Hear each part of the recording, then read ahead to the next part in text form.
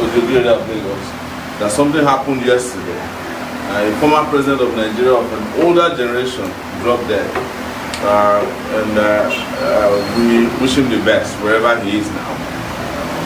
But that is to signal to people of his generation that the country must have brand new leaders to take Nigeria in a different direction from where we are today. We had to come late to this place today, not because we wanted to come late, but because it was difficult to drive from one destination in Lagos to the other. A journey that could have taken 30 minutes maximum takes you 3 hours, and you still haven't arrived at your destination. Sometimes you reach almost the destination, the road is blocked, you have to go back again and start in another direction. That is not the way our country should be. Our country by now should have overcome some of these issues. In fact, one of my greatest pain is that the president of Nigeria at this time is still discussing how to construct roads, electricity, things that we should have taken for granted. Our degree of conversation, or the substance of our conversation politically, should have honestly exceeded the level that we are in now. This is like kindergarten conversation. We are still discussing, president wants to construct roads, he wants to provide water, he wants to provide schools for children. No, these are things that ought to have been institutionalized by now. The president is supposed to be speaking at levels that is higher than where we are now. But it's okay, we are still there, but it is obvious that we need new hands, we need new ideas, we need fresh brains, have our country taken from where it is now. Because honestly, we are ground zero. And we need to move very fast to be able to catch up with our neighbors. We're not even talking about big neighbors in Europe and America, we're talking about our neighbors here in Benin Republic.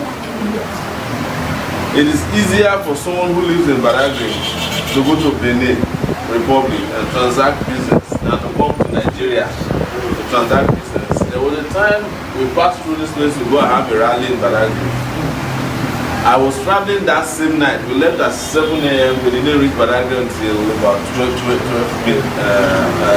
midday. We reached the place, we finished our rally about 2. For a flight that was taking place at about 10:45 p.m. We got somewhere in Lagos and had to take Okada to go to the airport. We couldn't make it if we hadn't changed our mode of transportation. That's how bad things are, and it's all over Nigeria. But we have had the good fortune of being accepted across the country. We have traveled extensively because, honestly, one of our problems is that a lot of our leaders don't understand Nigeria. Because most of them have never met the real Nigerian people. They have never met them in their places of worship. They have never met them in their places of work.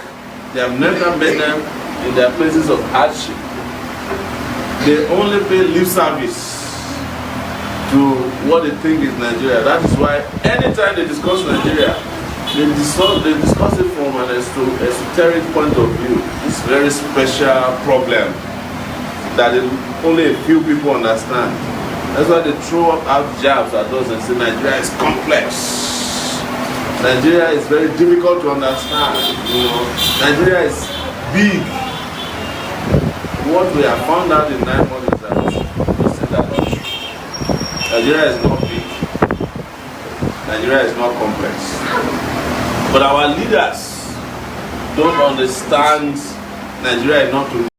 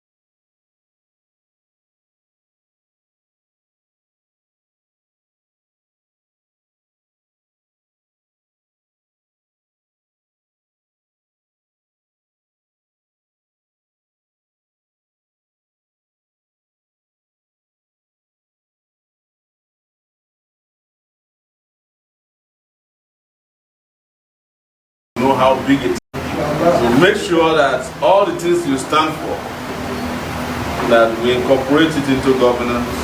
All the people you stand for, the helpless, the hopeless people, are allowed to enjoy the benefit of what you've always advanced for across, not only here in Lagos, but across Nigeria and by extension across the world.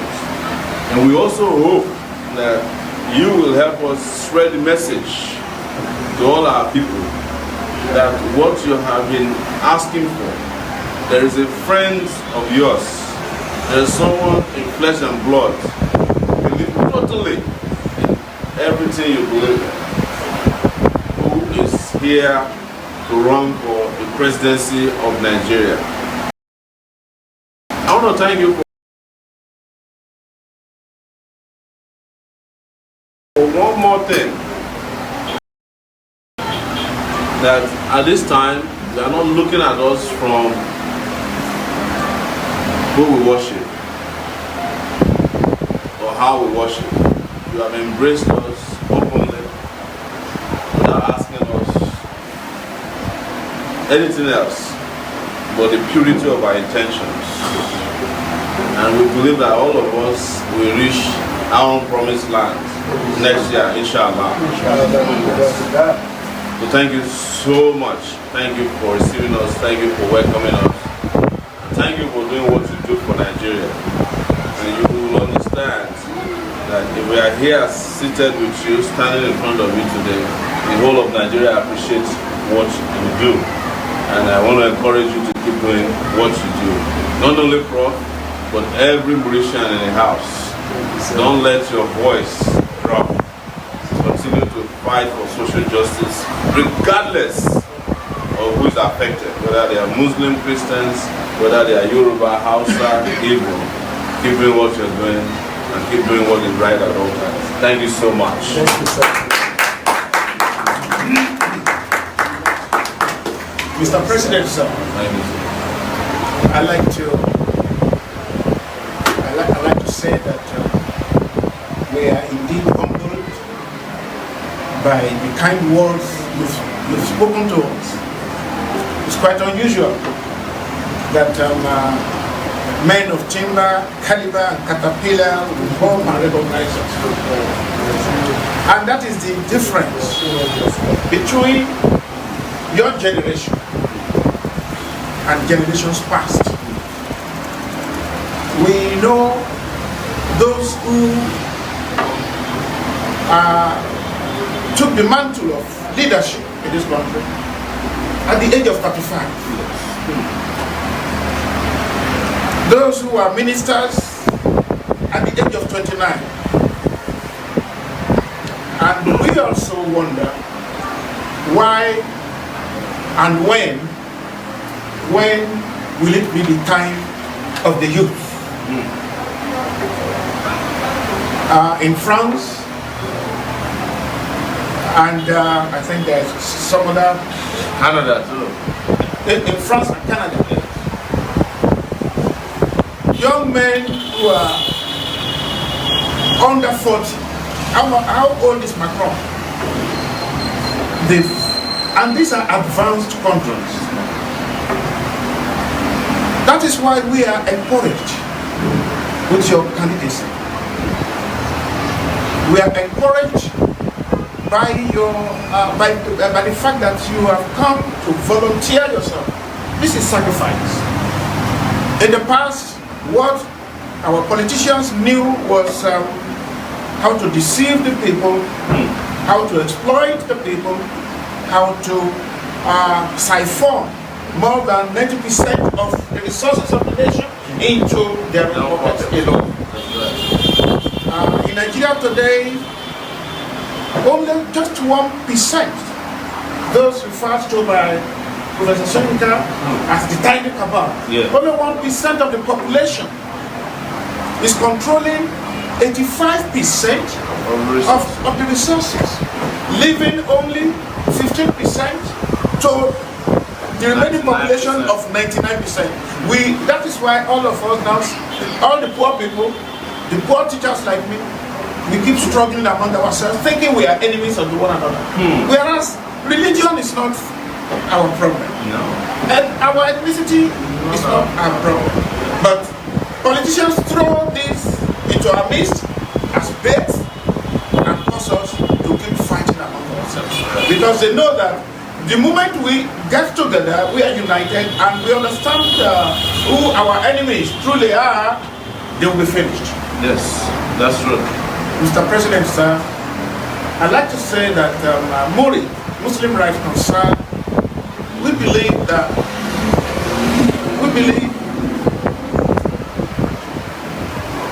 a good Muslim or a good Christian can make all the difference in leadership.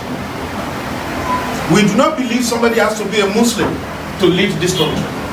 It is not his religion we want. The fact that we are Muslims does not mean that we just want Muslims there. No. It must be, we want true democracy. That's right. We want the rule of law. We want good governance. That's right. We want the redistribution of the wealth of the nation. Things must go round. And I like to lay emphasis on this, and I do hope that you will remember when you become the leader of this country. On Tuesday there will be a holiday because it is 1st January. That's right. It has always been so. 1st January has always been recognized. Sir, this is one of the grievances of the Muslims in this country. It's just that the approach of those who have been fighting for it has been totally wrong. They've been misguided. Some have adopted violence. Actually, in MURIC, our motto is dialogue, no violence. That's good. We believe that every rational person should condemn terrorism. That's right. Because when you plant bombs somewhere, you do not know if little children will be there, if pregnant women will be there. And violence is a square peg. Violence is a square peg. Justice is a round hole. Violence cannot lead to justice. It can only compound the problem. These are our beliefs. 1st January is declared holiday. The Muslims also have their 1st January. And we had our 1st January before the colonial masters came and enslaved us. And if the colonial master had been fair, since the issue is Islam had been in this country before Christianity by 800 years. Because Islam came in 1085, in the 11th century, 1085. And Christianity came in 1842, first preached under the Acacia tree in Badagry. And in fact, the Muslims have been practicing Sharia all along. But when the colonial master came, this sense of justice of the colonial master was to just stamp out and eliminate all signs, all symbols of Islam. If they had really united us, no matter what religion they wanted to introduce, if they didn't take what belongs to us and they left us as free men, it will not be as bad as it is now. But ever since the colonial master left in 1960 and we became a republic in 1963, there should have been some review of the situation in this country. These were issues that should have been addressed in some national conferences that have been held. That's right. But the leaders, those who are in power, each time we had a national conference, and one people come forward and speak up, they were not ready to treat such issues. They never allowed the Muslims to tender their grievances. So I think under people like you, sir, in a government led by you, we are expecting and And we are demanding, sir, that these grievances be looked into.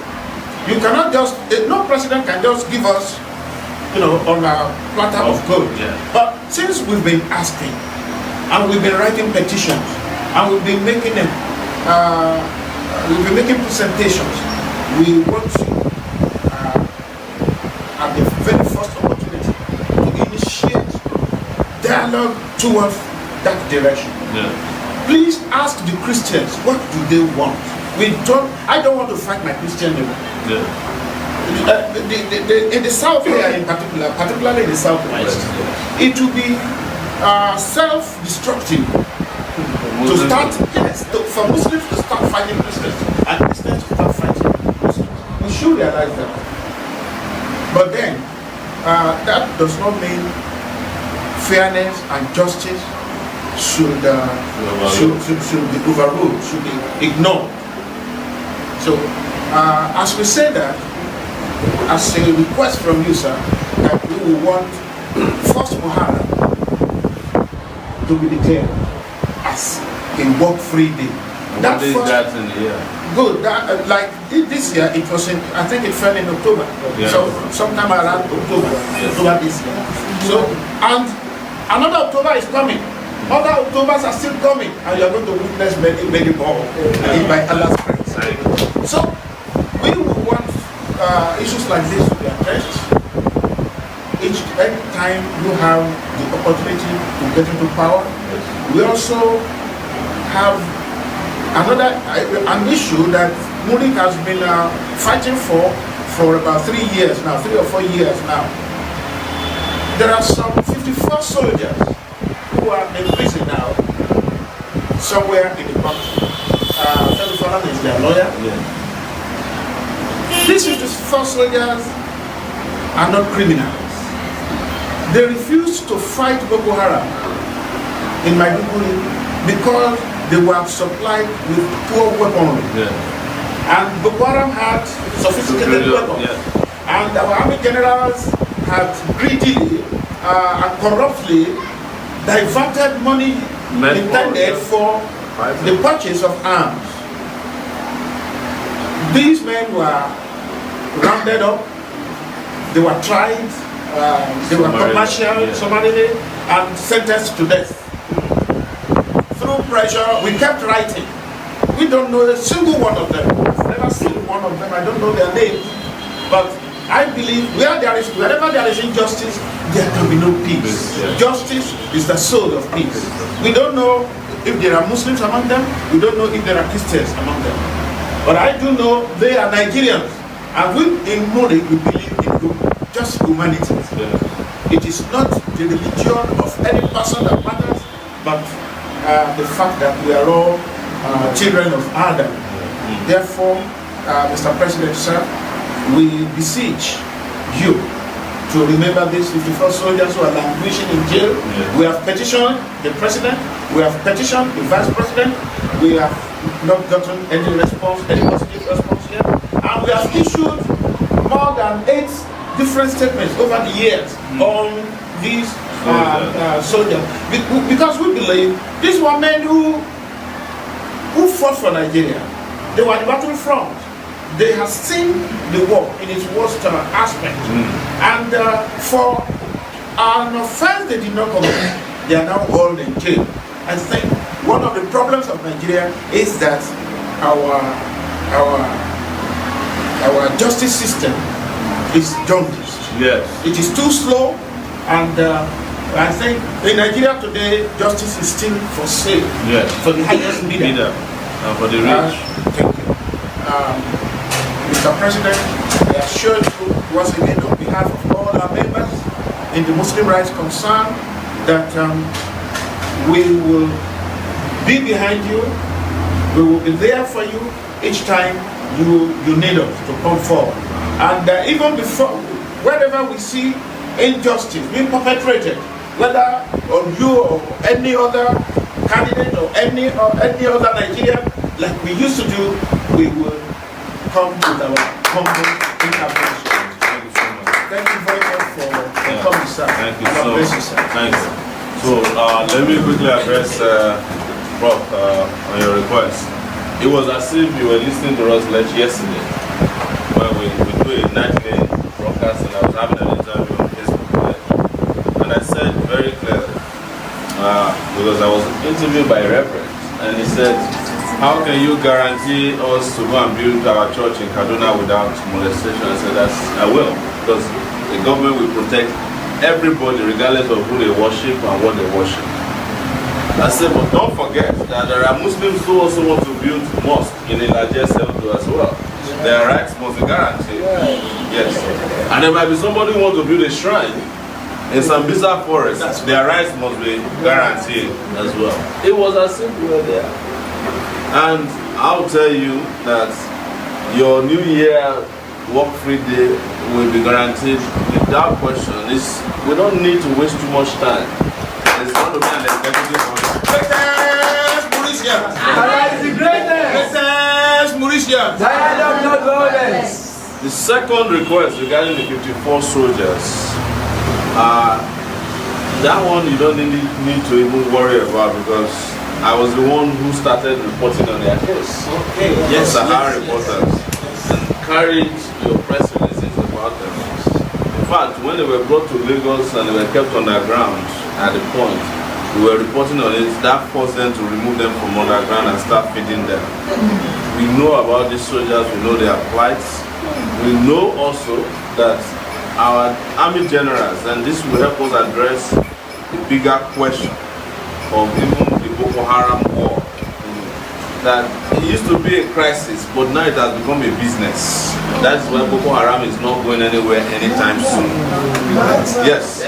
When they started, and you should listen to me, when this whole Boko Haram started, Muslims were put in a corner as if they are the ones who brought Boko Haram to Nigeria.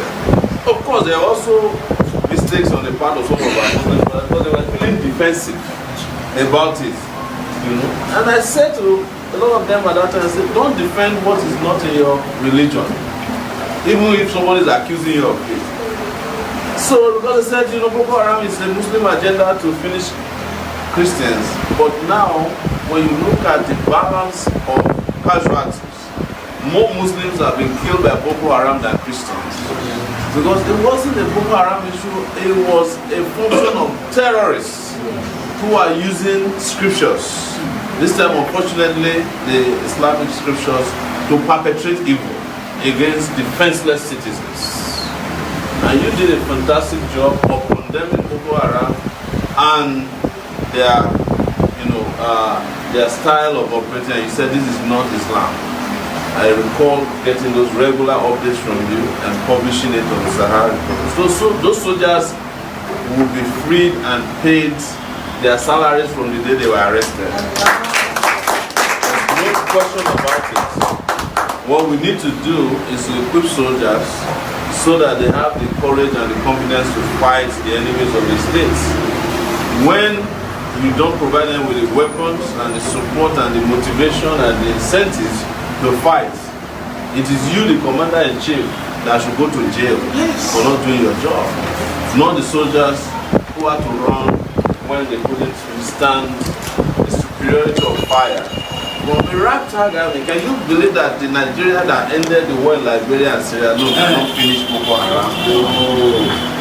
So there is something there that will be resolved as soon as we change the inept leadership at every level. But with due respect, our commander-in-chief has to be changed. Because he's not commanding anything. It's not the commander-in-chief of anything. I'm not sure that our president knows what he's doing. And for those of us who covered the election in 2015, the expectation was high. Nobody was asking whether it was, in fact, it was Christians that were saying that nobody should accuse Buhari of, should not let him become president because of his Islamic background. Everybody supported him, but today, Christians and Muslims have been left in the dust by either policies, inactivity, inefficiency, inadequacies of the government. And that's why we are boldly coming out that they should do themselves a favor, leave the country alone, for a new generation of leaders take over the leadership of the country. Yes. It cannot be worse than this. It has to be better than we are now. Yes. When we came to Badagry, and I'm not digressing last time, we were asking that the people of Badagry are very nice. They could have just seceded from Nigeria. I'm telling you. I can look at the moment we made that statement, they rushed and awarded the contract for the road. But I tell you, they won't do the roads. It's an election gimmick. Badagry should not have only one road going from Lasso to Badagry. There should be a coastal highway beside the Atlantic Ocean that links from Badagry to Apapa. So that if you don't want to have anything to do with my two and Lagos, you just go straight from Apapa, then go from there to Ojota, and you link a fourth mainland bridge. That is how to solve the problem. Because this is a gateway to the West African region. If people cannot go from here to West Africa, forget about foreign investments. This is how we get foreign investment now. Construct the road. Put modern equipment and gadgets to be controlling who is entering and leaving the country. You'll be making money. The border alone can bring in nothing less than 5 trillion naira. Under our government, we'll be generating 5 trillion naira from this place.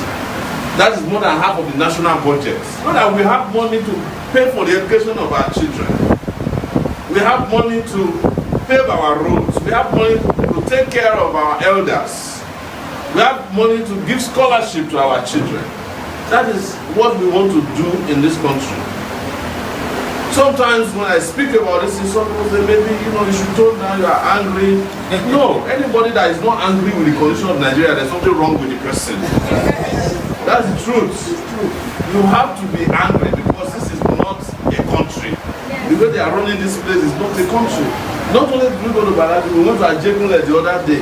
It took us 3 hours to get out of Ajegunle. And ladies and gentlemen, any country that refuses to take care of kids and young people, they are opening a prison for them. That is why they are refusing to make investments in education. That's why they are refusing to make investment in all the things that would have made our lives very easy. Everything that is wrong with Nigeria is deliberately done by the leaders. And I will ask for a request too from MURIC. We want to debate the other candidates. I was excluded from the debates because they know that, as Fela says, we open their nyash on national TV. We want MURIC to also join the call for our inclusion in the debates, because even by their own admission, we are the most popular new party in Nigeria. They did a poll online, we came third behind APC and PDP. They still remove our name. They went and put some youth there who are not even campaigning as we speak now. Some of these young people who they claim and who they put on the debate, they don't know where Iba is. Talkless of Daura. I have been to 32 states in 9 months in Nigeria. If you add visitation to all these corners in Lagos, probably I have been to over 150 places in 9 months. Even President Buhari has not been to up to 50 states since he's been the president of Nigeria. And I don't have a private jet. I don't have a presidential jet. I drove by roads to most of these places. In some places, I'm stuck in traffic for 6 to 12 hours. And I've seen the people of Nigeria, and contrary to what they are telling us, that maybe Nigerians are used to suffering. Nobody can be used to suffering. It's not possible. Suffering is not part of how we are made. People are looking for a way out of suffering. Even the North, that they want to make you believe that, oh, Northerners like the way things are because they are the ones in power. They know that they are not in power. It's the elites, the 1% people that are the elite. Nigeria is divided into 2. There's liability and there are assets. 1% of Nigerians are controlling all of Nigerians' assets. 99% are controlling the liabilities. So when it is time to suffer, it goes to the 99%. When it's time to enjoy, it goes to 1%. When it's time to buy jet, it goes to 1%. When it's time to be sick, it goes to 99%. When there is time for prosperity, it goes to 1%. When it's time for poverty, it goes to 99%. When it is time for ignorance, it goes to 99%. When it's time for high quality education, it goes to 1%.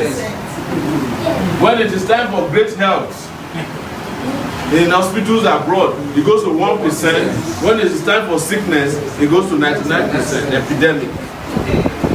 When it's time to live in mansions, it goes to 1%. When it's time to be homeless, it goes to 99%. Better education. Yes. When it's time for allowances, big allowances, it goes to 1%. When it's time for non-payment of salaries, 99%. When it is time for big food on the table, it goes to 1%. When it's time for hunger, it is allocated to 99%. It is time for the 99% to rise up and claim their rightful place. That is where I will end my submission.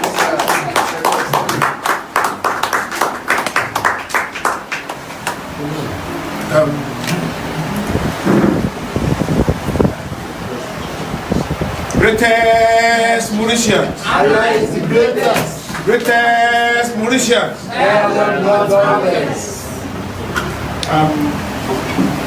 As we thank you for coming, we're going to add prayers to what we give you. Because silver or gold we have none. But as a faith-based organization, dua, that is prayer, is our strength. And I'm going to seek for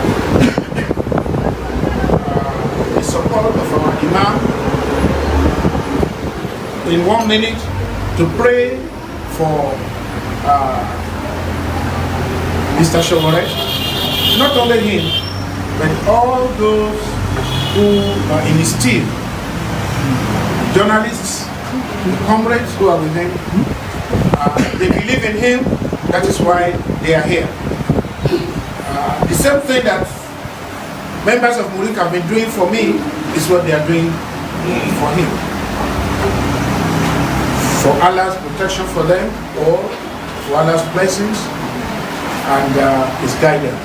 Please. Thank you very much. صلوا على النبي بكريم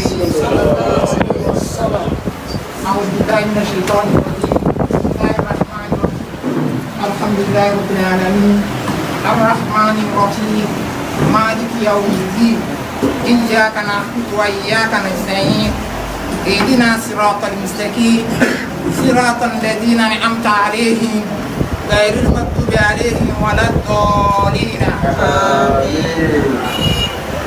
May Almighty Allah bless Nigeria. Amen. May Almighty Allah bless MURIC. Amen. May Almighty Allah bless Sowore and Co. Amen. May He give him long life, amen, more prosperity. Amen. All your requests will be granted by Almighty Allah. اللهم أنت أمرتنا بدعائك ووعدتنا بإجابتك فقد دعوناك كما أمرتنا فأجبنا كما وعدتنا يا ذا الجلال والإكرام إنك لا تخلف الميعاد ولا حول ولا قوة إلا بالله ولا حول ولا قوة إلا بالله ولا حول ولا قوة إلا بالله سبحان ربك رب العزة عما يصفون والسلام على المرسلين والحمد لله رب العالمين. صلوا على النبي المصطفى. I forgot before I prayed, I want to respond to that word request, yes, which is cardinal. Yes. MURIC, like I said, will be behind you. Nice. We will, you see, we had this story of you not being allowed to participate in the debate. It pained me.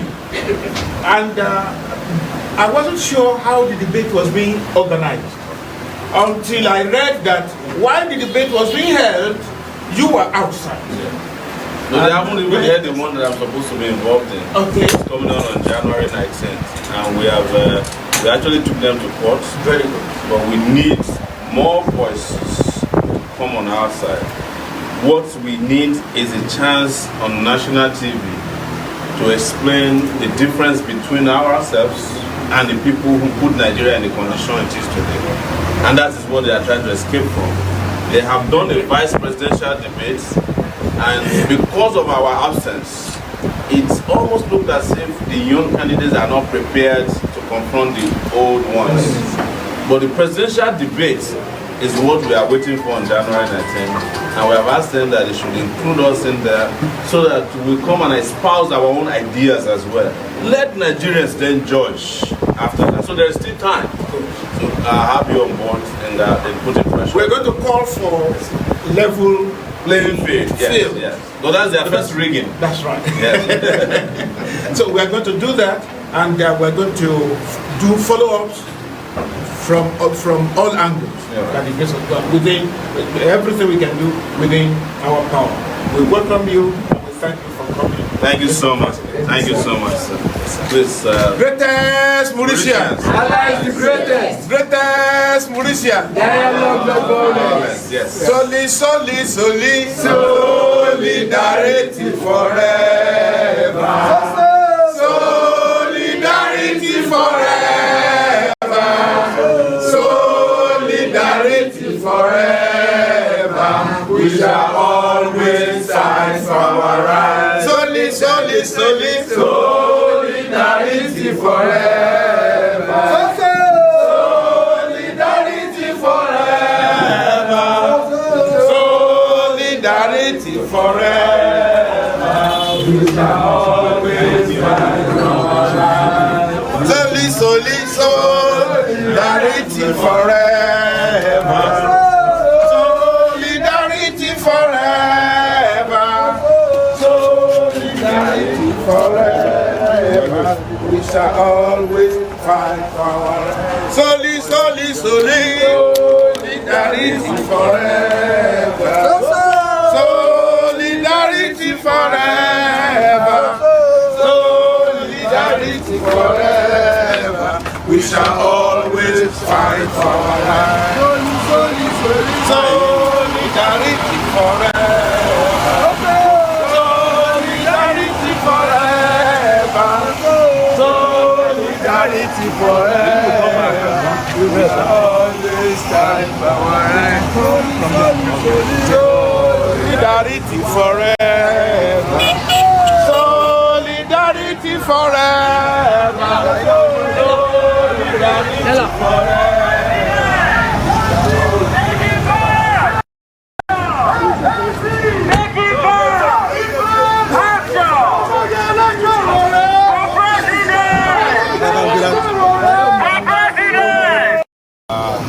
So, should be organized by now. So I talk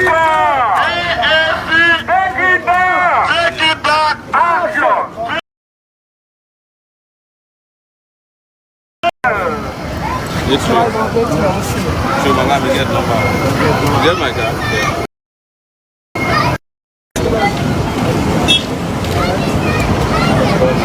Oh, can you get my? Please get card for phone.